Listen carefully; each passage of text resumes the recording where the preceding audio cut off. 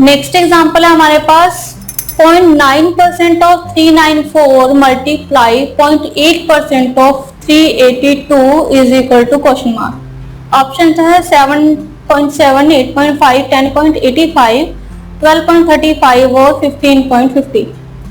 तो अगर हम इस क्वेश्चन को देखें तो 0.9% ऑफ 394 टिपिकल है ना इसको कैलकुलेट करना, लेकिन अगर मैं इसको 1% मान लूं, यानी कि 394 का 1% कितना होता है 3.94, 1% हुआ 3.94 और 0.1% हुआ 0.394, है ना। तो अगर मैं 1% में से 0.1% माइनस कर दूं तो मेरे पास 0.9% आ जाएगा, है ना। तो ये आएगा 3.546 मल्टीप्लाई, अगर मैं इसका 1% निकालूं 0.8% का, अगर मैं 1% इसका देखूं तो ये होगा 3.82, है ना। और अगर मैं इसका 0.1% निकालूं तो ये हुआ 0.382,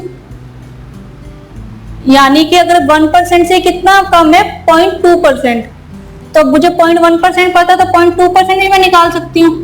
तो 0.2% कितना हुआ 0.76, इसका दुगना, है ना। 0.76 इसका हुआ 2%। और अगर मैं 3.82 में से 0.76 माइनस करूं तो ये आएगा 3.06, यानी कि मल्टीप्लाई 3.06। अगर मैंने 0.9% निकाला 396 का तो मेरे पास आया 3.546 और 0.8% निकाला 382 का तो मेरे पास आया 3.06। और अगर मैं इसको मल्टीप्लाई करूं तो ये मेरे पास आएगा 10.85। ठीक है, तो ऑप्शंस में चेक करो, ये भी रॉन्ग है, ये भी रॉन्ग है, right answer, wrong answer, wrong answer. तो अगर आप कैलकुलेशन परसेंटेज बेस्ड कैलकुलेशन को स्पीड मैथ में सीख चुके हैं तो आप इसको इजीली कैलकुलेट कर सकते हैं। 1%, 2%, 100%, 25%, 72%, आप इसको इजीली कैलकुलेट कर सकते हैं। ठीक है, तो आपको फिर से याद करवा रही हूँ कि अगर आप अच्छे से प्रैक्टिस करते हैं तो आप किसी भी क्वेश्चन को कुछ सेकंड में आसानी से सॉल्व कर सकते हैं। Thank you.